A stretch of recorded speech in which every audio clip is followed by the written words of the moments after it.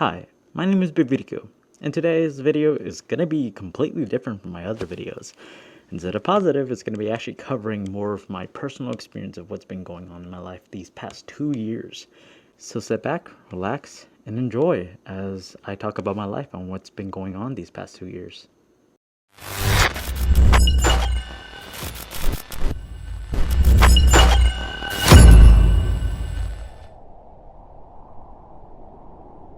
Okay, so before I get started, I want to actually preface this. Content warning. This video will contain certain references to death, to cancer, to sadness and depression, and just a variety of other things. If you do not want to listen to sad things like that or serious things like that, please click off this video right now. It's not going to be positive. Actually, it is going to have a little positive spin towards the end, but I'm going to really start off from the beginning. So click off this video now if you don't want to listen to those things. Now let's go ahead and get started with the beginning. So in order for me to actually address this context of what I'm trying to express in this video, I have to start off to when I joined the furry fandom, which is 2014. 2014, I found the furry fandom through the Instadragon community. On Instagram, I roleplayed. Yes, I roleplayed. Oh my god. A furry starting off as a role player? Yeah. And honestly, I don't really have regrets on that. I had a good amount of friends back then around my age that we were just role players, and I was in middle school at the time, and I found other people that were interested in the same thing, and they were also these people that had interest in anthropomorphic animals. And I was like, there's a label for us, isn't there? And they're like, yeah, furry. I'm like, oh, I'm a furry. So I looked into it, saw videos of Telephone, saw a variety of videos about like various YouTubers that were around at the time, but it was mostly videos about Telephone that got me into it. And since then, things actually turned out pretty good for me when I was younger. Found a good community. I overall found a great acceptance circle, and things were great. And I ended up telling my mom about that. Told my mom, hey, I'm kind of interested in these things. They're cute. And my mom, being the kind soul she was, she accepted me for it. And she, I didn't really have that conversation where I came out to my mom or my dad either about furry. I just casually dropped it one of those days, and she just accepted it. And that was the most beautiful aspect of my experience in the furry fandom, because she just accepted it, and that felt nice to have a parent to accept me and what interests that I had at that time. And that's one of the things that was beautiful about her, that she was just so accepting. Now, go ahead and fast forward to 2017, Alamo City Furry Invasion. That was my first ever con. I was 14 years old when ACFI first started in San Antonio at the El Tropicano Riverwalk Hotel. And it was amazing. I absolutely enjoyed it. Yes, I was under 18, so I couldn't really make friends, but it was fun and I loved it. But the one important thing about ACFI 2017, 18, 19, and it would have been 2020 if 2020, didn't result in the pandemic, is I had a parent accompany me, and it was always my mom. Every year for 17, for 18, for 19. That's 3 years in a row that she accompanied me to ACFI. And she didn't judge me. She didn't, go, oh, I hate doing this. She didn't do anything negative. She just was positive about it the entire time. And I couldn't ask for any more than that. She loved it. She took pictures with some furries. And she just had an amazing time as well. And I'll go ahead and describe later on in this video what exactly I found on her phone. But essentially, I think she also considered herself a furry. I didn't realize that until after December 2025, but she also seemed to really want to become a furry, because I found a note on her phone saying fursona and what she wanted to be, and it's not the top of my head right now, but it was some pink related fursona, and that broke my heart when I found it, because I didn't really get to actually make her like art, or commission her art of that Sona. I didn't even realize she did make that character until after everything that happened. And again, I'm gonna get into this. Just a lot of preface. Why I say these past things is because I just wanted to tell y'all that she was an amazing person and accepted me and took me to these places.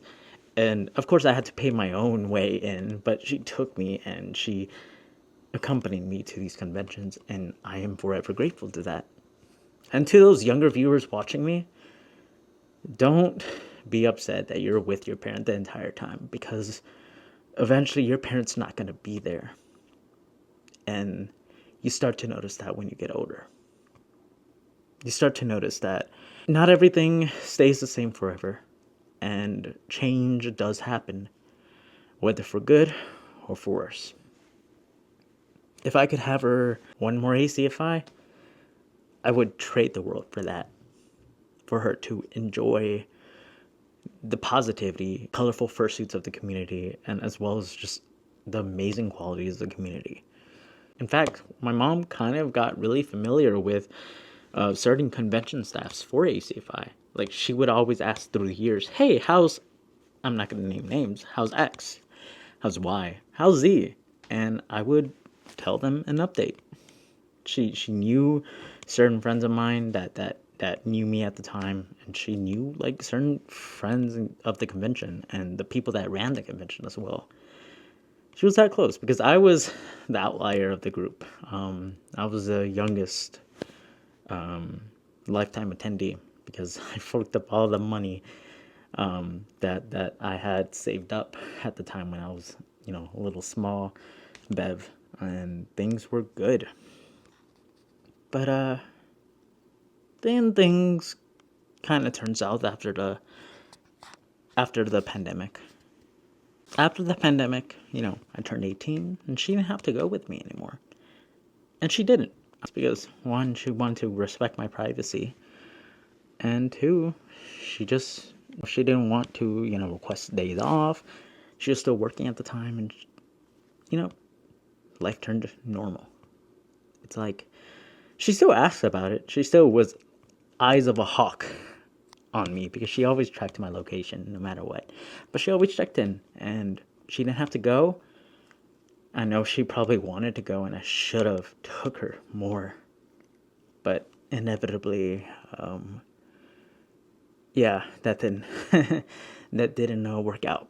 But yeah, she did an amazing job accepting me and allowing me to go to these cons and just accepting who I was.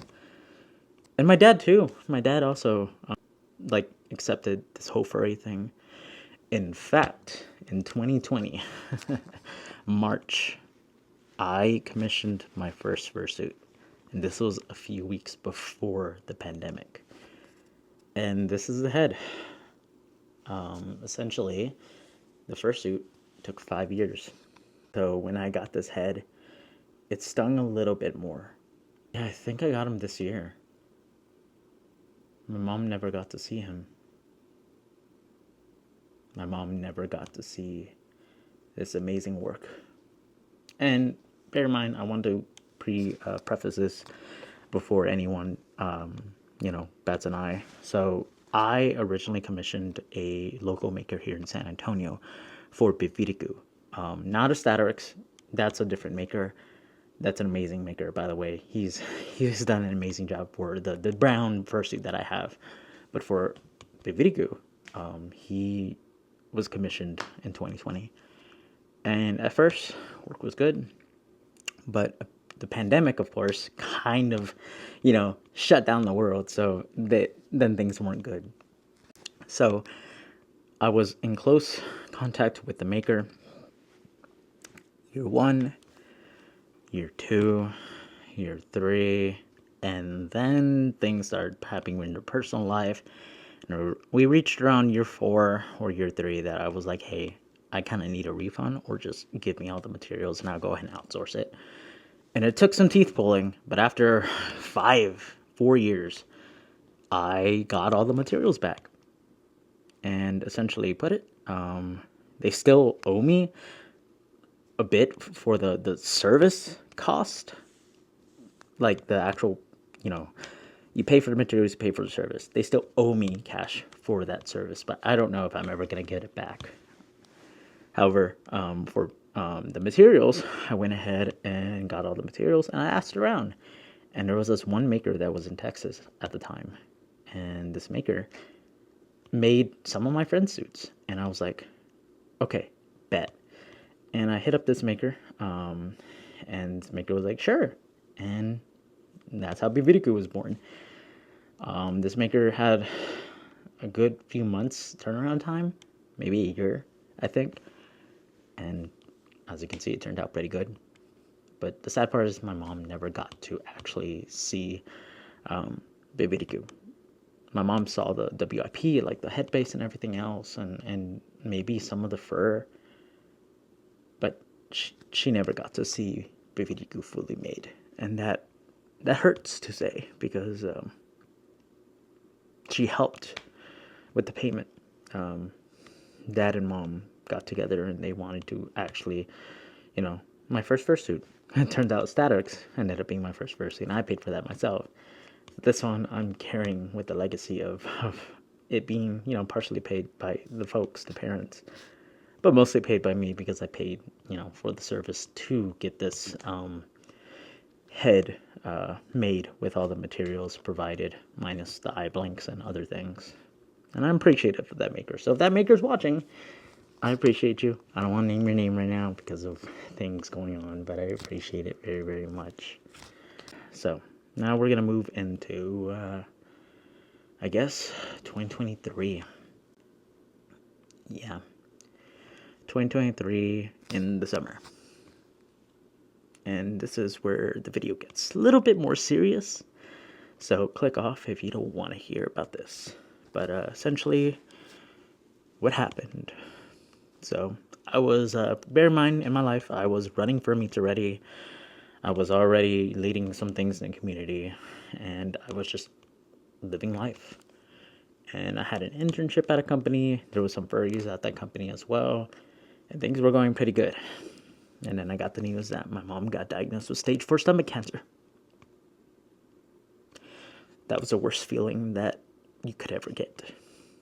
I personally thought that, she was going to die right there and then. But no, she was given 6 months without treatment, or 2 years with treatment.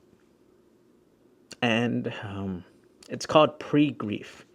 But essentially, when you get news like that you're the closest family member to you is gonna die. The term is pre-grief, anticipatory grief, you know what I mean. It's a type of grief where you're anticipating the end. And Dad and I had an emotional moment. A lot of things I remember of going through at the time, and it hurt. It really did. Literally a year before that, my dog died, my childhood dog, and I thought that was the worst pain I've ever felt. And then that news hit, and that felt horrible. And bear in mind, this was summer 2023, so I was in the middle of an internship with a company, and I was still running meets, but it weighed heavily. It weighed heavily a lot.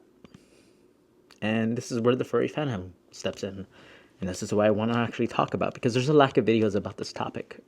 And I want to actually explain how I circumvented this while in the furry fandom, and the support that this furry fandom created in addition to my family. So essentially put it, mom gets diagnosed with stage 4 stomach cancer. And I tell my friends, I don't really make it public, but I tell the ones that were close to me, hey, this is happening now. I don't know what to do. And I could count on my hand how many friends did give me advice. Give me great advice. Spend time with your mom. You just step back from the community a little bit. Do this, do that. And I took most of the advice. However, me being hard-headed, I didn't take all the advice. I didn't step back from doing Burr meets. I still did them regardless. But things were different. Things felt different in my life. And I felt different. I didn't know how to process that grief. And I was in therapy at one point for different reasons, for mainly my anxiety. And I didn't really start up therapy until after mom passed. But I should have went to therapy when I was dealing with this grief, because I could have probably did something about how I could have navigated this grief. But there were some things in my life that I started doing that I shouldn't have done. Nothing illegal, nothing at all, but more of the fact that lifestyle changes that maybe I should have not done for grief. But when this news hit, with my mom, I had friends there, and those friends were mostly from the furry fandom. And of course, there were some real life friends because I was in college, so the ones that I did tell, I told, and essentially put it. The whole conversation was, hey, my mom's dying, and I'm struggling silently. I didn't really publish how I felt. Towards the end, I did, but the initial beginning, no, I didn't really say anything. I didn't want to give that impression that I'm seeking attention because my mom's dying. That wasn't the plan, and still isn't the plan. But I wanted to be sure to loop in the friends that did care about me. And they did. And throughout the years, so 2023, 2024, 2025, I found new friends, lost old friends, regained new friends, and lost some old friends. So friends were in and out of my life. And I partially attribute some of my behavior, self-destructive behavior, to my grief and how I handled that grief. However, I can't really, sorry, someone's texting me. I can't really blame grief for some of that behavior. But grief played in a part of it. And of course, the furry fandom did help. In 2023, 2024, and 2025, literally, things just kept toppling. And in some circles, I was like, man, I'm cursed. And people were like, yeah, so essentially, in 2025, my cat died. Oh no, ooh. And the previous year before that, just a lot of things were happening, and mom was... So, the thing about mom, though, is that I let my guard down in 2024, around December, because she was doing so good. She was reacting to... The treatments were working for her. Everything was so perfect. And she gained her hair back. She looked practically healthy, like she didn't have cancer. Because her first treatments were very rough on her. They changed the medication, and then bam, magic. And then, towards the end of 2025, things didn't work out pretty good. So, 2025 hit, and the new year started off good. She was in almost perfect health. And then, throughout the entire year, she was getting progressively worse. And now the hospital, treatment not working, switching medication. It got to the point where, towards the end, she was going to clinical trials. And bear in mind, I was dealing with this mom grief and also dealing with a few personal things that were happening in my life as well in relation to losing one of my closest friends. Not because of death, but because of separation of beliefs is how I would like to call it. I was a wreck. But on the outside, I pretended everything was okay when things weren't. And I should have maybe vocalized a little bit more what I was going through. I did with my close friends, but I should have maybe made it a little bit more public. Like, hey, I'm not doing okay, and maybe that would have helped me, like, circumvent whatever grief I was feeling. But no, mom was in and out of the hospital. I was there for her, trying my best, and I still did meets and everything. Things were going okay, all lowercase. Then they put her on clinical trials, or tried to put her on clinical trials. She had to stop her treatment for a little bit, and she stopped treatment for a good month or two, because clinical trials, like these things, when they test you, they had to stop her treatment. And due to her having a stage 4 stomach cancer, I don't think that was the wisest idea on the doctor's end. But who am I? I didn't go to medical school. However, I don't feel that was the rightest idea to do. And we didn't know that it was gonna happen this way. When they stopped her treatment, she was doing okay at first, and then she ended up slowly devolving, and things got really serious. And it wasn't good at all. It didn't make sense to me of how I was feeling, what she was going through, etc. And then, she was still being strong. Here's the thing. I personally thought that when you die, it's because you gave up. Yes, I know there's tragedies when it comes to these things. People, don't have control over their deaths. But when it comes to progressive things like this, I thought you gave up, then you pass. That was at least my belief. Like, the spirit's there. Because my grandmother, she passed in 2016. My last grandmother. So I lost all my grandparents by the age of 14. So she gave up, my grandmother, towards the end. She wanted to go. And I thought, if mom didn't give up, then she wouldn't go. Well, all that got turned upside down. And this is where I get to the part of the video where I talk about how the Furry Fandom helped with this. But essentially, in December 22nd, 2025, my mom died.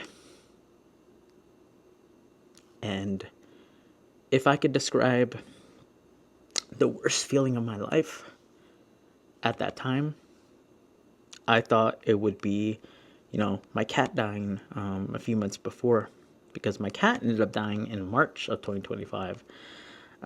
So that was so much fun. I didn't like that feeling at all. But then, say, my cat, Meow Meow, dying. Well, mom dying, all the way up there. She the 21st, so we had the December for a walk on the 20th. The 21st was a Sunday. I spent the time with mom, and she was acting very strange. Dad and I both agreed we should have done something.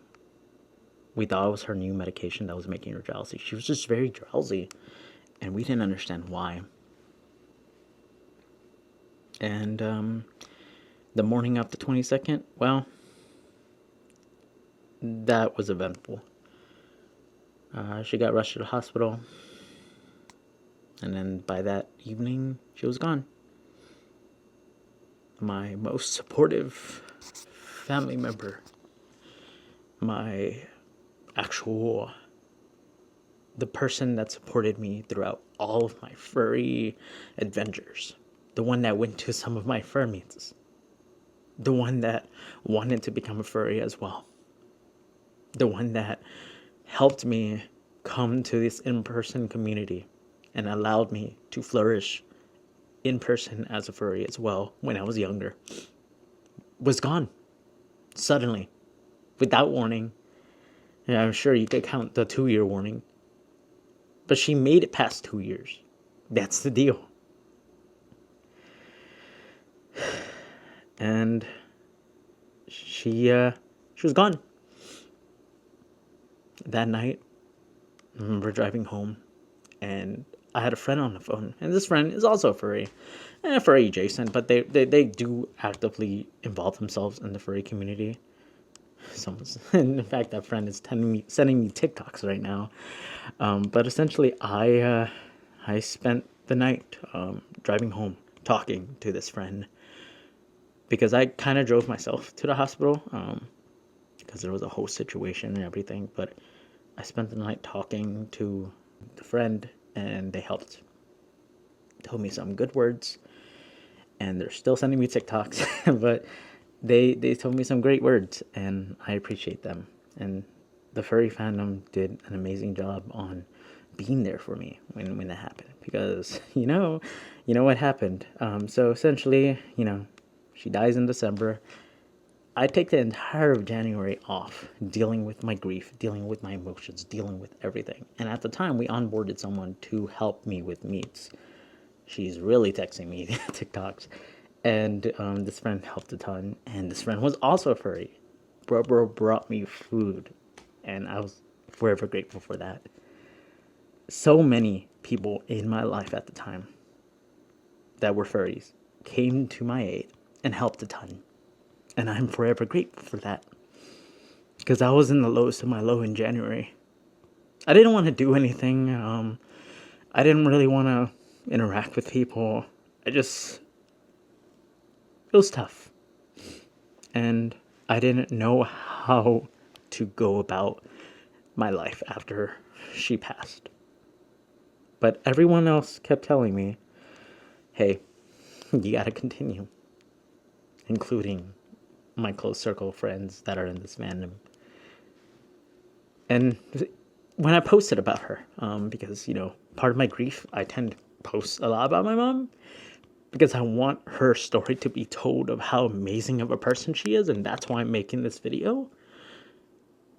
And when I posted about that, random strangers came to my DMs and told me, how much they appreciate my post, and inevitably, that they were there for me. And I know these were random strangers, but that really opened my eyes, because towards the end of this of 2025, I started really doubting the furry community, that it could do anything good.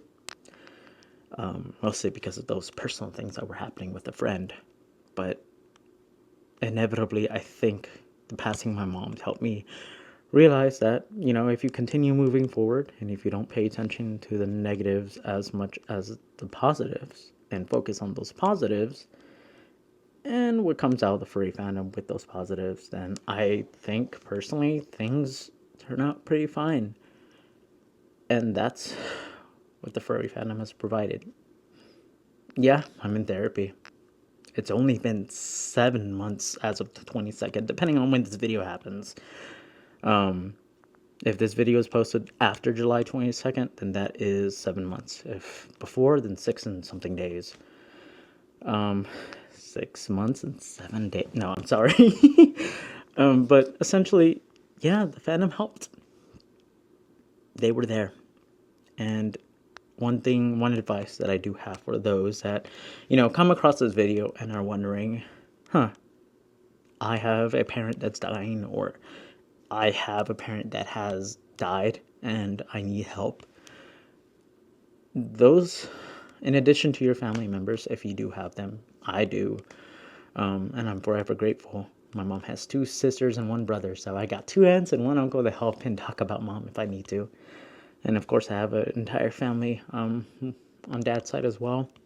But if you need some help and you need advice, go to those friends around you, because you never realize how similar we are when it comes to experiences. I didn't realize how many people around me had similar experiences in relation with mom. one of my closest friends, the one close friend that I was on the call with at that night, the night mom passed away, she also has something similar, a feeling that's similar. So now we're in the present when it comes to 6-7 months down the line, and that was not intentional, by the way. It just so happens to be that timeline. I feel like the furry fandom has helped with my grief. I know I keep repeating that, but it's helped a ton. I've had close friends that I've developed these past few months that are there for me when it comes to such things, and I'm there for them when it comes to such things as well. And it also made me realize that not everyone will understand how you feel until they experience it themselves. And I would never, in my entire life, wish for someone to experience what I've been experiencing. Bear in mind, I am 23. The general population don't lose their mom or a parent until they're well into their 30s or even 40s. It's just statistics. I'm that rare outlier where I lose my mom at such a young age. Yes, I'm an adult. However, I wanted to have more experiences and more stories to tell with mom. I wanted her to see me get my first house, to pay off my car, to do all these things. But she unfortunately could not stay with me throughout all these milestones that I'm going to do as an adult. And that's the reality of life. Not everything could be perfect. I do also want to address a counterpoint. The furry fandom has a tendency to devolve into animalistic ways of mistreating you when it comes to things like this. So I know, posting this video, that I'm opening myself up to more sensitive scrutiny when it comes to mom. And that's okay. However, when it comes to, using my mom as someone to hurt me with, I don't think that's okay. There are a few locals here in my city that have openly admitted that they derive pleasure in seeing me in pain relating to my mom. In fact, I've also received, I run still events here in San Antonio, I've received certain things that relate to my mom that they just continue to do. One of them was post-mortem spamming one of the feedback forms of our fur meets is your mom proud of you? Which is not okay in my opinion. Other is basically other quotes from individuals. But yeah, while the furry fandom has helped with my grief and has been there for me, there are also some outliers that tend to enjoy pleasure on causing pain or suffering, whatever they want to derive that satisfaction from. And I personally think that's an issue in this fandom. It just shows that there's no bounds for creating conflict. And I wish we didn't have to talk about this. I wish that I didn't have to address such things, but it's been happening. And it is an interesting feeling. It doesn't hurt. Not as much as they think it does. It's just weird, man. It's just weird behavior, and I don't really fare well with that behavior. It's very childlike, and I personally think it needs to stop. And they honestly shouldn't really be doing that. My mom deserves more respect than that, instead of being used as a playing card to derive more pain, I guess, when it comes to grief like this. To close this segment, I would say what I've learned these past months is to continue moving forward. I've encountered so many great friends to help me along this way, both furry and not furry. I've actively enjoyed some of the friends that gave me such great advice. And of course, some friends decided to disappear around the time I was going through all this. I was there for some of these friends, and they weren't there for me when I was going through my lowest of the lows. In fact, funny thing, after mom died, a couple months later in April, my other childhood chihuahua, the last one, died. And that was a doozy. It was like death after death. I'm like, what's next? So far, there hasn't been a next. Knock on wood. I don't have any wood on me, so I'm just gonna knock on the pillow right next to me. But yeah, I don't want any more of that. I'm tired.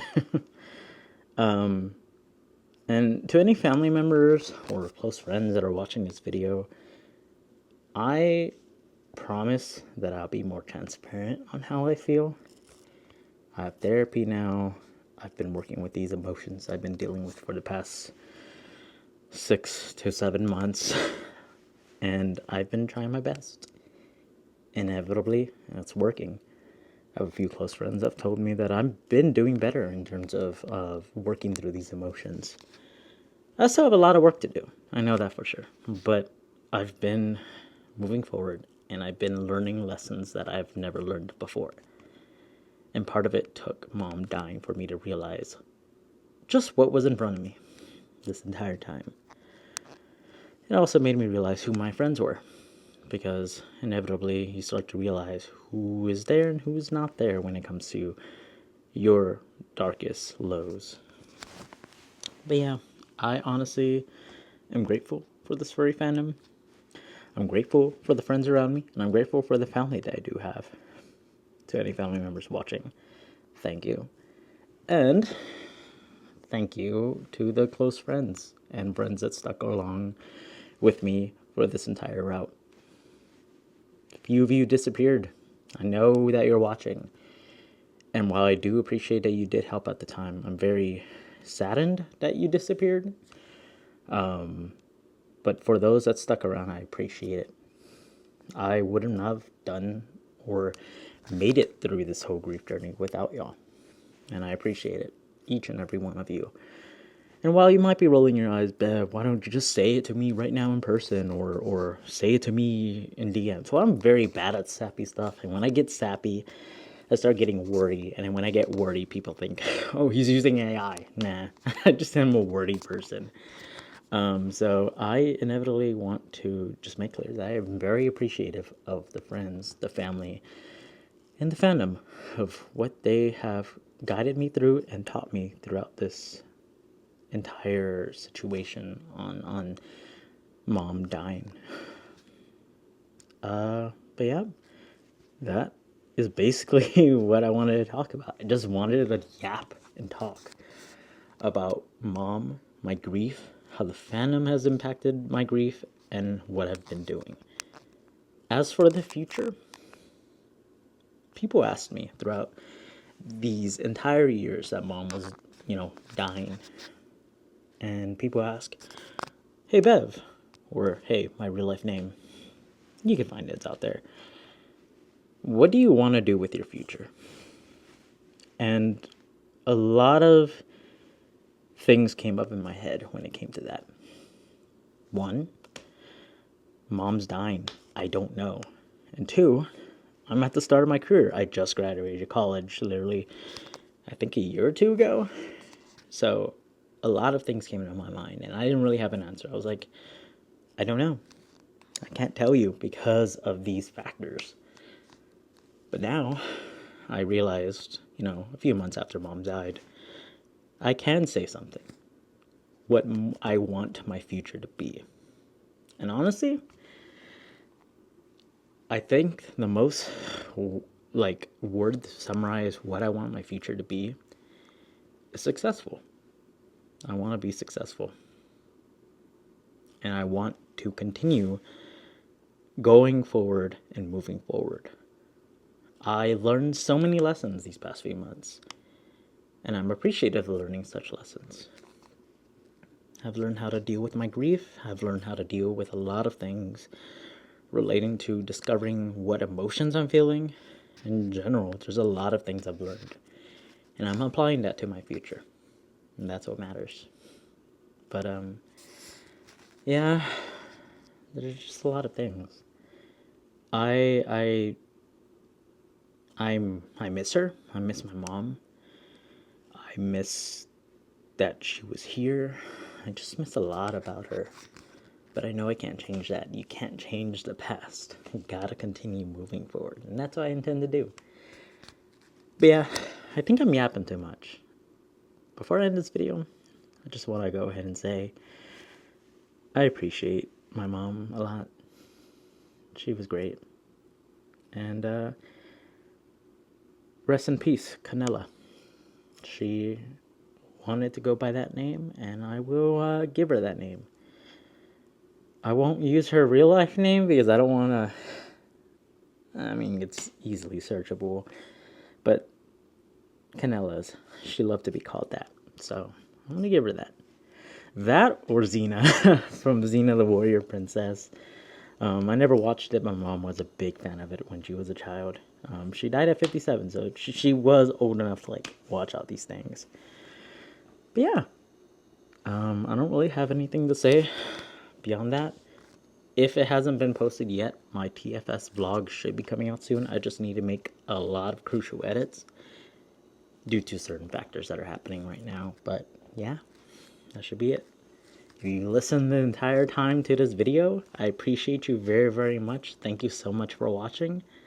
And I don't really have an outro anymore, so have a good day. Bye-bye.